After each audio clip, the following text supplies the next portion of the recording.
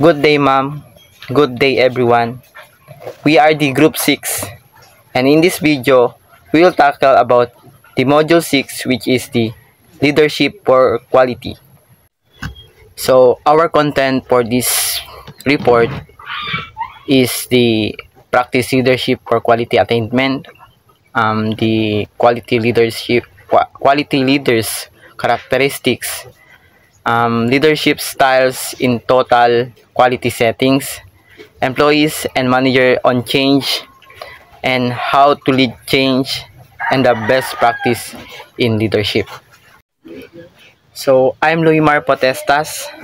My assigned topic is the characteristics of quality leadership. So as we proceed in the quality leadership, characteristics of quality leaderships. So let's define first what is the leadership. So leadership is the quality to lead others to accomplish the set goals of a company. So leadership is the ability to influence and guide individuals or groups towards achieving organizational objectives. So effectively, so leadership requires a blend skills and competencies. So here are three basic competencies we are listed. So first is the ability to interact and understand the situation. So it involves having a understanding of current context. So including the environment, this includes the organizational culture, industry trends, economic condition, and any other external factors that mean in fact the team or company.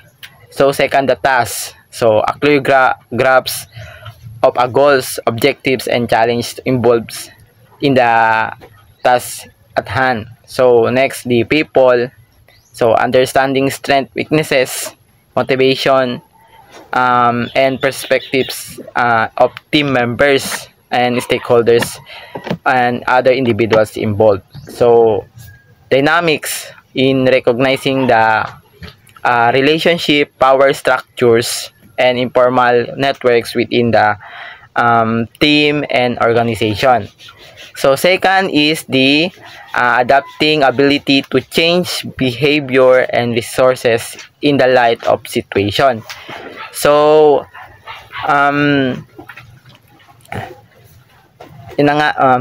this refers to a leader's ability to adjust their approach, strategies, and resource allocation in response to changing circumstances. So this includes the flexibility, problem solving, decision making, and decision making. So adapting, so flexibility to being open to new ideas and willing to deviate from the original plan when necessary. So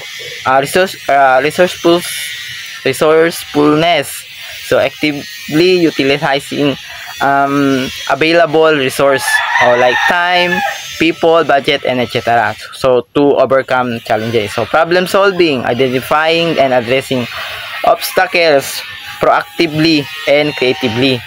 So for decision making, making timely and informed decision even under pressure or uncertainty. So that's all for the ability to change behavior and resource in the light of situation. So let's move on. The third, which is the ability to communicate other members to company to get acceptance and understanding. So in this competence, so it's effective communications is essential for building trust, motivating teams, and achieving buy-in for new initiatives. So, this involves the active listening and empathy, building relationship, so conflict resolution, and feedback. So, for active listening is so paying attention to what others saying or both verbally and non-verbally. So clear and concise communication. Articulating goal, expectation, and feedback clearly and persuasively. So from empathy is understanding and responding the emotion of and perspective to others. So in building relationship, developing a strong, trusting relationship with team members and stakeholders. So, conflict resolution. So, conflict resolution, addressing disagreements constructively and finding a solution that what acceptable to all parties. So, that's our Paul. Conflict resolution. So feedback, providing regular constructive feedback to a team member, so helping them improve their performance and grow. So that's all for the competence of needed for a leader. So let's move on. The characteristics of a quality leader by Ule and Kumar 2014. So these qualities, leadership qualities, vision, inspiration, motivation, system thinking, empowerment, customer focus, and knowledge represent a holistic approach to quality management. So they highlight the importance of not just achieving quality, but also cultivating a culture that consistently prioritizes and improve quality. So let's break it down one by one. So first in values, which is integrity, trust, and culture. So they demonstrate commitment to quality. So integrity forms the bedrock of any successful organization, but especially in a crucial quality-focused environment. It means consistently adhering to high ethical standards, or being honest and transparent in all communication. So, and acting in accordance with state values. So this builds creativity and trust among team member and customer alike. So without integrity, so quality initiatives lost their foundation. So that's for values, which is the integrity. So let's move on. Trust. The trust is a glue that binds a team together. So, in a quality-focused environment, trust allows for open communication, collaboration, problem-solving, and delegation of responsibility. When team members trust their leaders and each other, they more like to take a risk. So, they share ideas openly, and they work together to identify and resolve quality issues. So, a culture of trust fosters psychological safety, encouraging individuals to speak up when they see potential problem. So, that's for trust in a values. Then, culture encompasses shared values, beliefs, and behaviors within an organization. A strong positive culture is essential for promoting quality. So this culture should emphasize continuous improvement and collaboration, learning from mistake, and celebrating successes. So it's culture where quality isn't just a goal, it is a way of life. So this involves creating system and processes that supports and reinforce this value. So in short, integrity, trust, culture are not merely words. They are the active ingredients that create a quality, focused environment where employees feel empowered, valued, and committed to excellence. So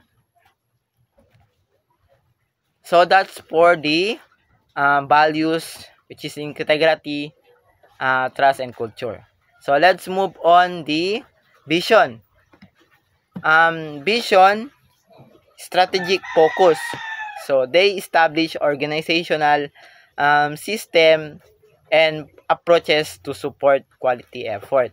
So leaders with a clear vision establish a roadmap for quality. So this involves setting measurable goals, defining quality standards. So and communicating uh, a compelling vision to the entire team. So this strategic direction ensures everyone works towards the same objectives. So that's for the vision, strategic focus. So inspiration. So inspiration, charisma, communication skills, role model, motivational, and mentor. So they encourage and recognize team effort. They train and coach rather than supervise and direct. So inspirational leaders aren't just managers. They're mentors and motivators. So they build a strong teams by fostering collaboration and a culture to continuous learning. So they lead by examples, demonstrating commitment for equality in their own action. So prioritizing coaching and training over direct supervision empowers employees and encourage ownership. So that's for the inspiration. So innovative change agent. So they continually improve communication and learn the problems. So innovation, these leaders actively seek improvements. So they encourage experimentation and view challenges as opportunities for learning and growth. So and embrace change as a means to enhance quality. So a culture of continuous improvement is essential for sustained quality excellence. So interact system view is to interact, or they emphasize prevention and improvement rather than cure and maintenance. So system thinking, understanding the interconnectedness of different organizational elements is crucial. So leaders employing system thinking anticipate potential problem and proactively implement preventing measures. So rather than reacting to issues after they arise. So the holistic approach identifies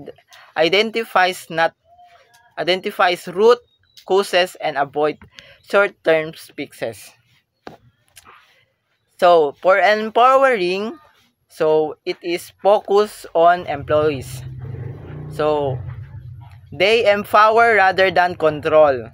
So, empowering employees is key. So, delegating authority and fostering participation promotes ownership and responsibility.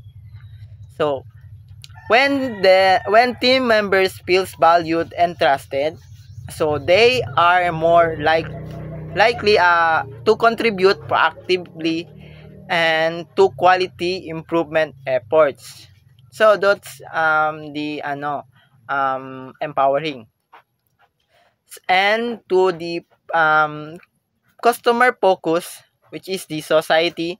So they give attention to internal and external customers needs. So understanding customer focus, understanding and meeting the needs of both internal and external customers is paramount.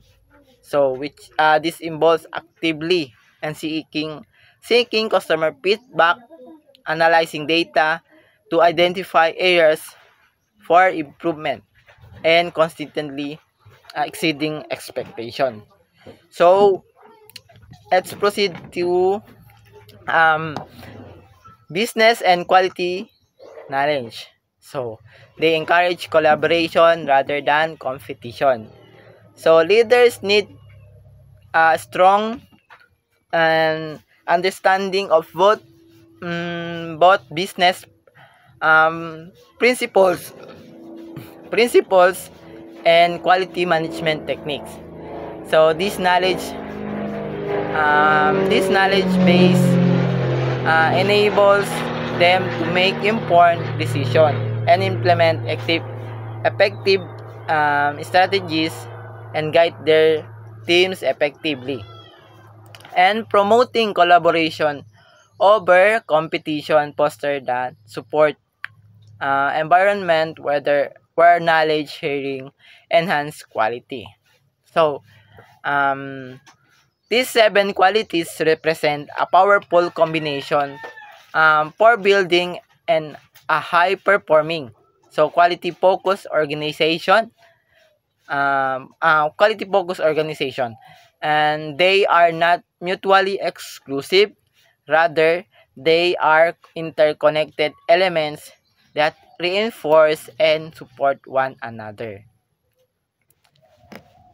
So that's all for the um, characteristics of quality leaders by um, Uli and Kumar 2014.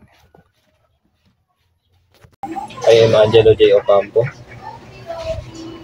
So today I will discuss about the leadership style in a totally settings. So we have letter A. So the following leadership style encourage or inspire people to work with their leader in creating a better future for a company.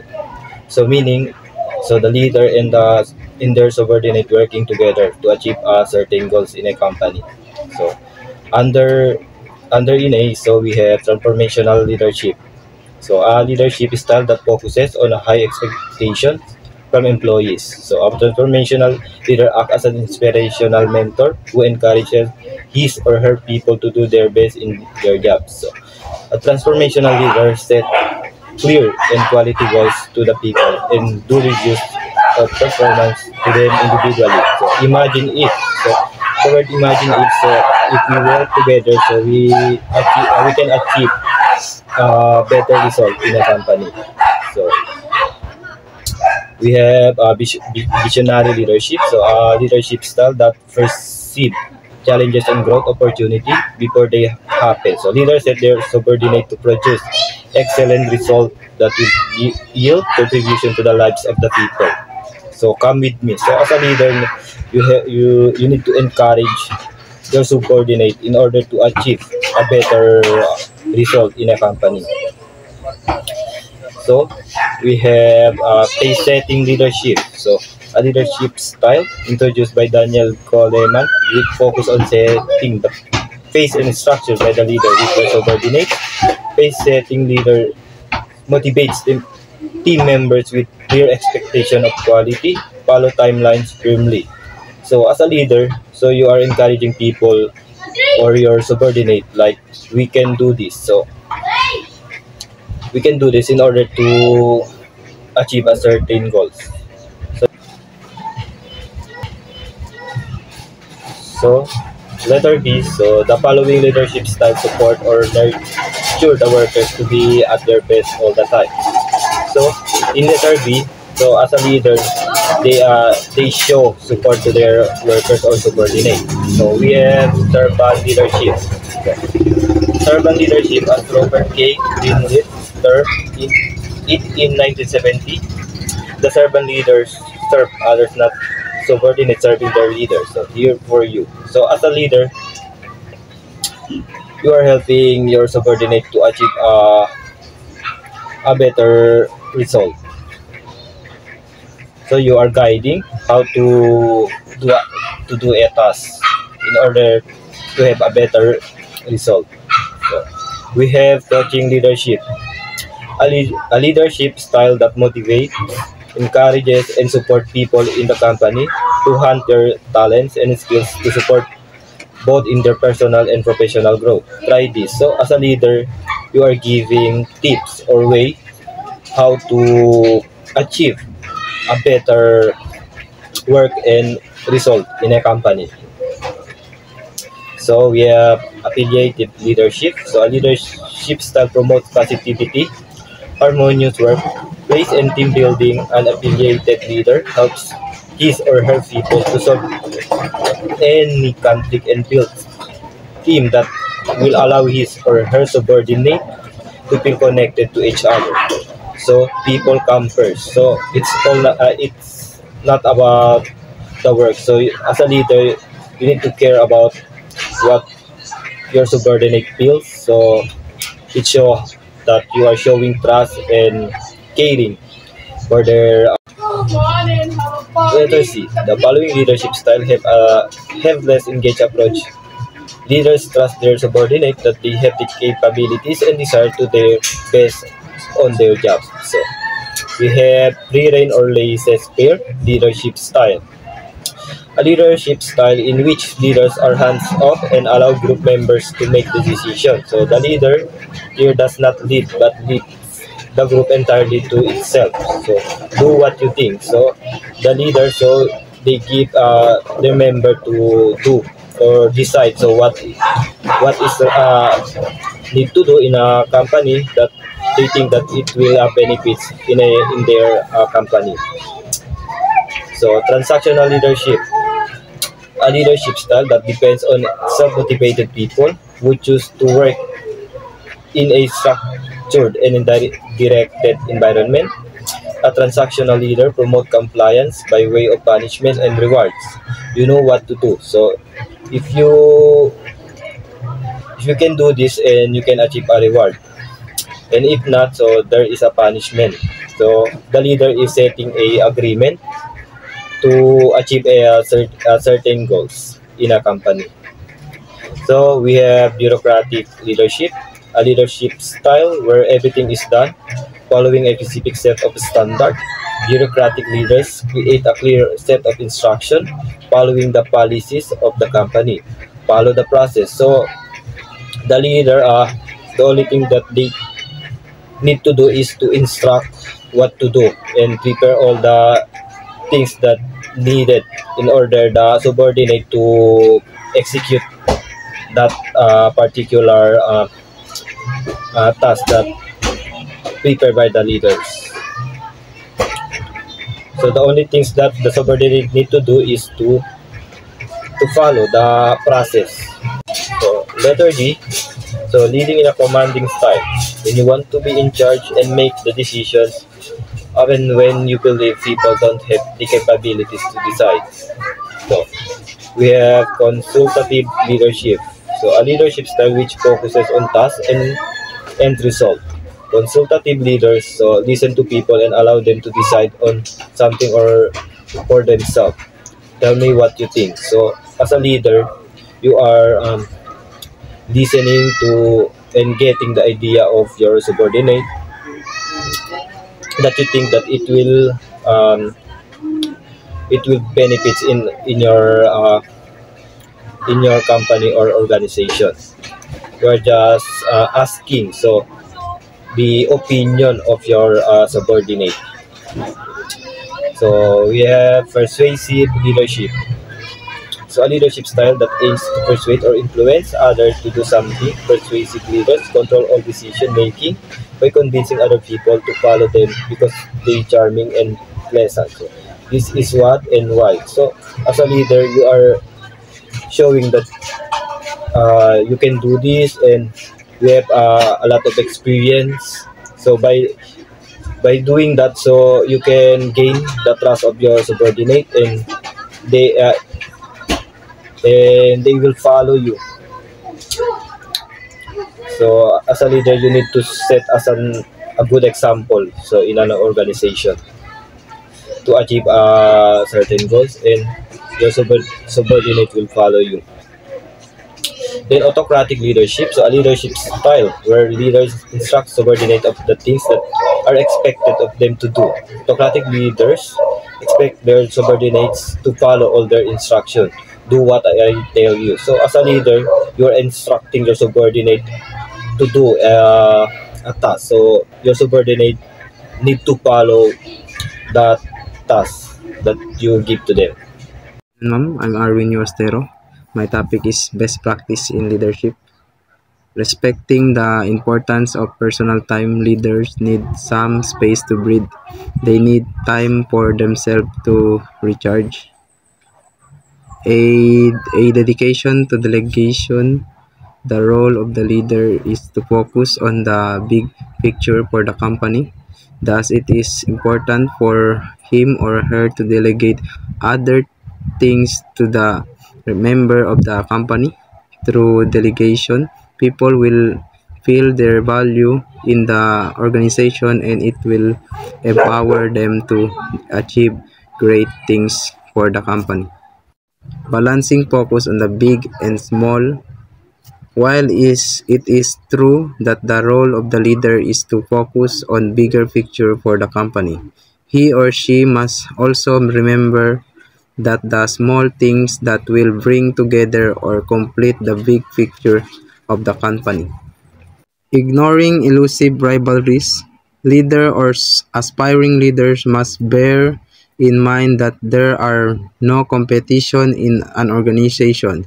He or she only competes against himself or herself. That is, he must always be prepared to be able to contribute in the realization of the goals of the company. Learning the business from all levels to be able to understand the company and the manner it operates. Leaders must be willing to learn by talking with people in the various departments of the company. And change, transformation or transition from one state or condition to another. Why change? Change is important for any organization because without change, business would likely lose their competitive edge and fall to meet the needs of what most hope to be a growing base of loyal customers. So once again, I'm Louis Mar Potestas. Before we proceed to the employees and managers on change, so let us define what is change. So change from the dictionary.com, change is a transformation or transition for one state or condition to another. So change is a fundamental process encompassing the transition from from one state or condition to another. So this can occur across various scales, from small and incremental adjustment to a large-scale transformation. So change is an ongoing process that organization must navigate effectively. So understanding the different types of change, the factor that influence it, and effective management strategies is essential for success. So what why change? So why change nga? So why change? Change is important for any organization, because without change, businesses would lose their competitive edge and fail to meet the needs of what the most hope to be a growing base of loyal customers by Lane Recharge.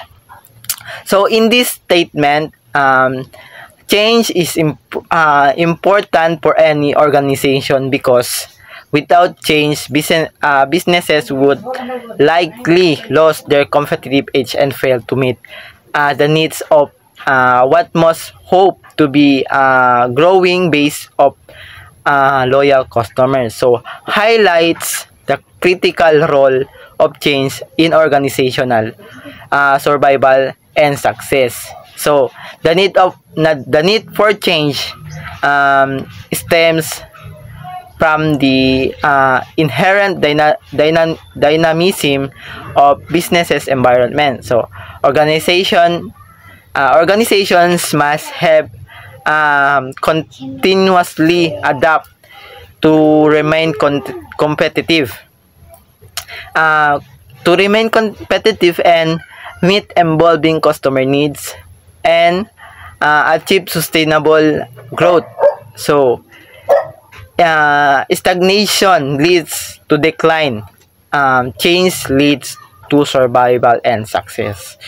8 ways to help managers and supervisors guide employees through organizational change. Number 1, involve employees in the change process.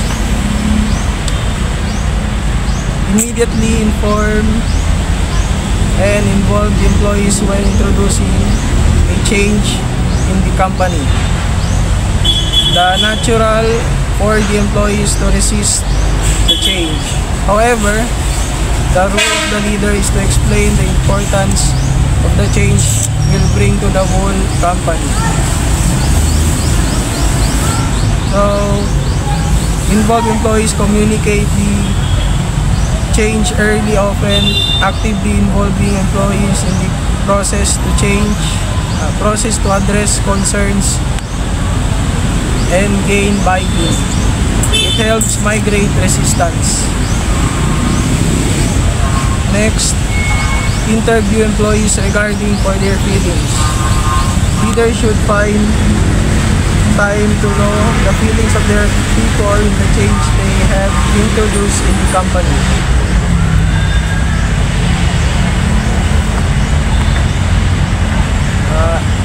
Interview employees, regularly check with employees to understand their feelings and concern regarding to the change.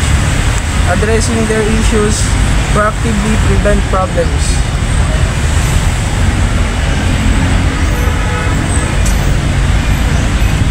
Concentrate of effective delegation. In the organization change, it is very important that the leader should focus their intention and effective delegation, especially in the phase of the change.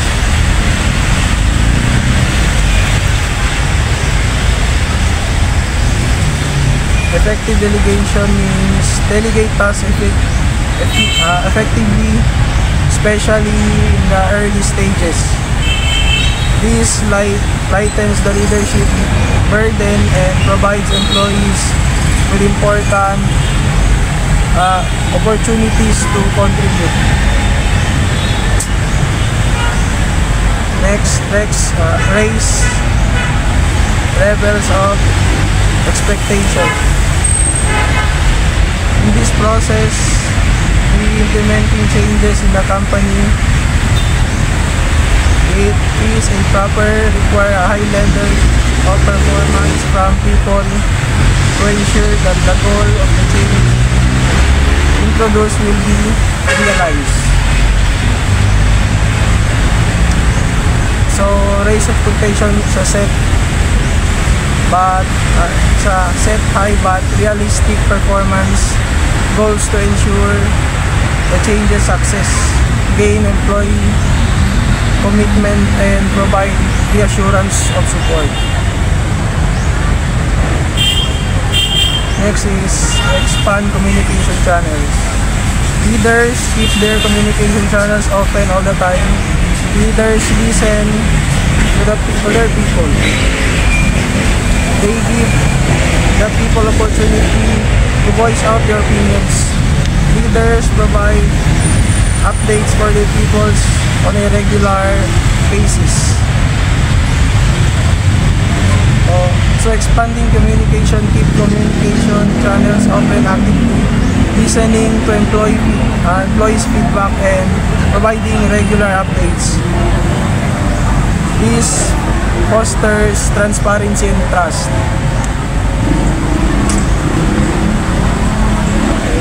Be firm, committed, and flexible. It is imperative for leaders to see that change introduced until its completion.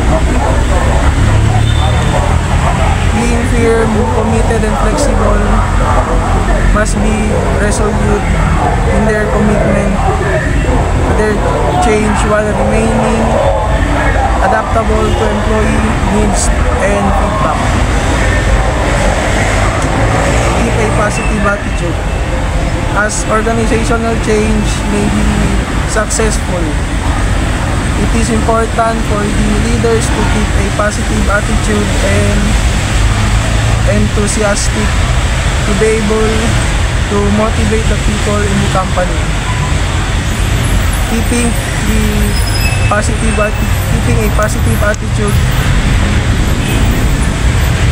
is crucial for motivating employees during a potential stressful period. So leaders should be a model. Leaders should model a positive attitude to inspire and encourage employees through the change process. So let's proceed on the how to lead change. So we have here the based on our research, how to lead change. First is the be authentic. So authentic leaders are more likely to draw people in and begin a constructive cycle of openness and sharing that characterize fulfilling relationship and successful change. So be authentic, lead with genuine integrity and transparency. For example, a CEO often shares that challenges the company faces during structuring, acknowledging the impact on employees and demonstrating vulnerability. So that's for the how to lead change, to be authentic. So be inspirational. So be inspirational. So one of the most important elements of success change is people who shares a vision of the future. So be inspirational. Share a compelling vision of the future to motivate and unite. So for example, managers paint a picture of how a new initiatives will improve customers' satisfaction and create new opportunities for team growth. So that's for the be inspirational to how to lead change. So be visible. Successful change starts at the top, and successful change leadership requires the active, visible, and commitment involvement of senior leaders. So be visible. So actively participate and demonstrate commitment to the change. So as senior leaders attends, this is for the example of a BBC Ball. As senior leaders attends team meeting during a system upgrade and actively listening to concern and offering support. So that is how to lead change of the BBC Ball. So be inclusive. In the same way, you should ensure the involvement of yourself and other senior leaders. So be sure you're also creating opportunities for mid managers of frontline leaders and individual contributors to engage. So be inclusive, engage all levels of the organization in the change process. So example, a company creates a cross-functional team to plan the implementation of a new diversity and inclusion program. So that's for the inclusive. So be clear. Be clear is to clarify your expectation for new behaviors. Be redundant of your messaging and provides all kinds of mechanism through which people can obtain information online, in person, in written form, in video form, etc. So be clear, communicate expectation consistently and through multiple channels like online, in person, or written and video form. So for example, managers use emails, town hall meetings, and training session to explain the performance of metrics and expectation. So let's move on. Be proactive.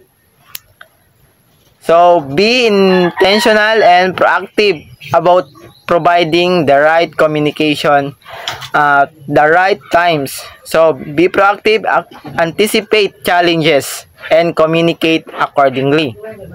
So for example, a leader prepares an FAQ documents addressing common concerns about an upcoming organizational shift before the announcement. So be proactive, that's all. Providing right communication. So be educational.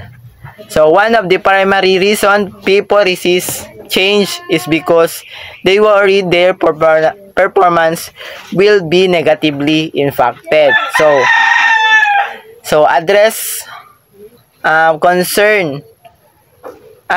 Be educational is also to address concern about performance impact through training and support. So for example, a company provides intensive training in new software and ensure employees feel confident and capable of using it effectively. So that's for the be educational. So let's move on the second number. So be measured. Learning and reflection are critical success, but we can skip them in our rush to keep things moving forward.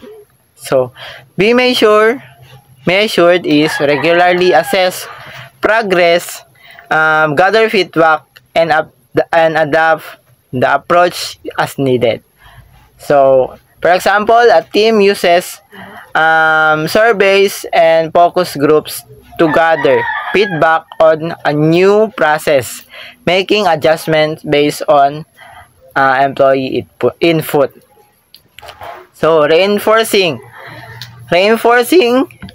is leading change is not for faint of heart, and it will take endurance. So when the world changed so fundamentally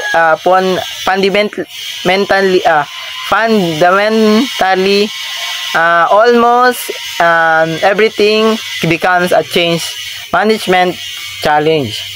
So we are reinforcing, provide ongoing support, and recognizing the maintain motivation.